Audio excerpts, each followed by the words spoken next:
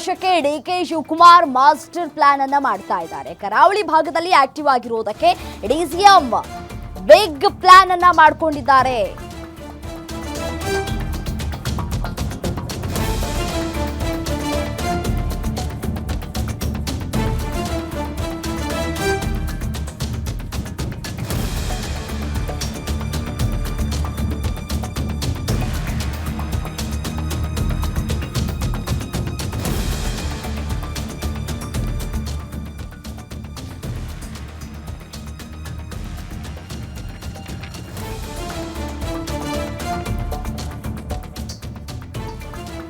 DK Shivakumar plan ಹಿಂದಿದ್ಯಾ target Hindutva. ಒಳ್ಳೆ ಕಾರ್ಯಕ್ರಮವನ್ನ ರೂಪಿಸಿ ಕಾರ್ಯಕರ್ತರನ್ನ ಒಗ್ಗೂಡಿಸುವಂತಹ ಪ್ರಯತ್ನಗಳನ್ನು ಮಾಡ್ತಾ ಇದ್ದಾರೆ. ನಾನೇ ಬರ್ತೇನೆ ಅಂತ ಕೈ ನಾಯಕರಿಗೆ ಡಿಕೆಶಿ ಸಂದೇಶವನ್ನ ಕೂಡ ರವಾನೆ ಮಾಡ್ತಾ ಇದ್ದಾರೆ. ಕರಾವಳಿಯ ಕಾಂಗ್ರೆಸ್ ಮುಖಂಡರಿಗೆ ಡಿಕೆ ಶಿವಕುಮಾರ್ ಹೊಸ ಟಾಸ್ಕ್ ಕೊಟ್ಟಿದ್ದಾರೆ. ಕಂಬಳ, ಟೆಂಪಲ್ ರನ್, ಬ್ರಹ್ಮ ಕಲಶೋತ್ಸವ ಹೆಸರಲ್ಲಿ ಇದೀಗ ಡಿಕೆಶಿ ಆಕ್ಟಿವ್ ಆಗಿದ್ದಾರೆ. ಬಿಜೆಪಿ ಭದ್ರಕೋಟೆಯಲ್ಲಿ ಸಾಫ್ಟ್ ಹಿಂದುತ್ವದ ಅಸ್ತ್ರ ಪ್ರಯೋಗ ಮಾಡೋದಕ್ಕೆ ಮುಂದಾಗಿದ್ದಾರೆ. ಇದೀಗ ದಕ್ಷಿಣ ಕನ್ನಡ, ಉಡುಪಿಯಲ್ಲಿ ಪಕ್ಷ ಬಲವರ್ಧನೆಗೆ ತಯಾರಿ ಮಾಡ್ತಾ ಇದ್ದಾರೆ.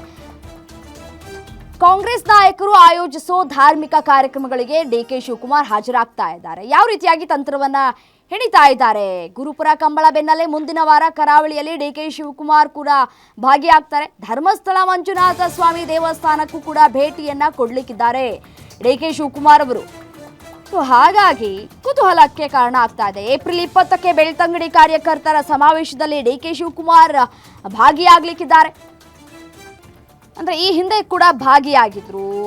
ಕಾಪು ಮಾರಿಯಮ್ಮ ಬ್ರಹ್ಮ ಕಲಶೋತ್ಸವದಲ್ಲೂ ಕೂಡ ಡಿಕೆ ಶಿವಕುಮಾರ್ ಅವರು ಕೂಡ ಭಾಗಿಯಾಗಲಿಕ್ಕಿದ್ದಾರೆ. ಬೆಳ್ತಂಗಡಿಯ ಲಾಯ್ಲಾ ಗ್ರಾಮದ ರಾಘವೇಂದ್ರ ಮಠಕ್ಕೂ ಕೂಡ ಭೇಟಿ ಕೊಡಲಿಕ್ಕಿದ್ದಾರೆ. ಮಂಗಳೂರು ಸಮೀಪದ ಮಧುರ ದೇವಸ್ಥಾನದ ಬ್ರಹ್ಮ ಕಲಶೋತ್ಸವದಲ್ಲೂ ಕೂಡ ಭಾಗಿಯಾಗಲಿಕ್ಕಿದ್ದಾರೆ. ಈ ಮೂಲಕ ಹಿಂದುತ್ವಾಸ್ತ್ರವನ್ನ ಪ್ರಯೋಗ ಮಾಡ್ತಾ ಇದ್ದಾರೆ. ಸಿಎಂ ಸಿದ್ದರಾಮಯ್ಯವರಿಗಿಂತಲೂ ಕೂಡ ಹೆಚ್ಚಾಗಿ ಮಂಗಳೂರಿಗೆ ಡಿಕೆ ಶಿವಕುಮಾರ್ ಅವರು ಭೇಟಿಯನ್ನ ಕೊಡ್ತಾ ಇರೋದು ಕುತೂಹಲಕ್ಕೂ ಕೂಡ ಕಾರಣ ಆಗ್ತಾ ಇದೆ. ಕಾಂಗ್ರೆಸ್ ಬಲ ಕಡಿಮೆ ಇದ್ದರೂ ಕೂಡ ಮಂಗಳೂರಿನಲ್ಲಿ ಡಿಕೆ ಶಿವಕುಮಾರ್ ರೌಂಡ್ ಹಾಕ್ತಾ ಇದ್ದಾರೆ. ಒಂದಷ್ಟು ತಯಾರಿಯನ್ನ ಕೂಡ ಈಗಾಗಲೇ ಮಾಡಿಕೊಂಡಿದ್ದಾರೆ. ಆ ಭಾಗದ ಕಾರ್ಯಕರ್ತರಿಗೂ ಒಂದಷ್ಟು ಟಾಸ್ಕ್ ಕೊಟ್ಟಿದ್ದಾರೆ. ದಕ್ಷಿಣ ಕನ್ನಡ ಮತ್ತು ಉಡುಪಿಯಲ್ಲಿ ಮತ್ತಷ್ಟು ಕಾರ್ಯಕ್ರಮ ಆಯೋಜನೆಗೆ ಸೂಚನೆಯನ್ನ ಕೂಡ ಕೊಟ್ಟಿದ್ದಾರೆ ಡಿಸಿಎಂ. ಒಂದಷ್ಟು ತಯಾರಿಗಳನ್ನು ಕೂಡ ಮಾಡ್ಕೊಳ್ತಾ ಇದ್ದಾರೆ. ಗುರುಪುರ ಕಂಬಳ ಬೆನ್ನಲ್ಲೇ ಮುಂದಿನ ವಾರ ಕರಾವಳಿಯಲ್ಲಿ ಡಿಕೆ ಶಿವಕುಮಾರ್ ಟೆಂಪಲ್ ರನ್ ಮಾಡಲಿಕ್ಕಿದ್ದಾರೆ. ಇನ್ನು ಇನ್ನೊಂದು ವಿಚಾರ ಏನಪ್ಪಾ ಅಂತಂದ್ರೆ 2024 ನವೆಂಬರ್ 21ರಂದು ಕೂಡ ಮೂಕಾಂಬಿಕೆಯ ದರ್ಶನವನ್ನು ಕೂಡ ಪಡೆದುಕೊಂಡಿದ್ರು. ಅಂದಿನಿಂದಲೇ ಕೂಡ ಆಕ್ಟಿವ್ ಆಗಿದ್ದಾರೆ.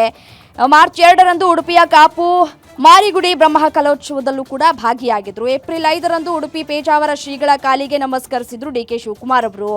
ಏಪ್ರಿಲ್ 12ರಂದು ಮಂಗಳೂರಿನ ಗುರುಪುರ ಕಂಬಳದಲ್ಲೂ ಕೂಡ ಭಾಗಿಯಾಗಿದ್ರು. ಇದೀಗ ಡಿಕೆ ಶಿವಕುಮಾರ್ ಅವರ ನಡೆ ಸಾಕಷ್ಟು ಕುತೂಹಲಕ್ಕೂ ಕೂಡ ಕಾರಣ ಆಗ್ತಾ ಇದೆ.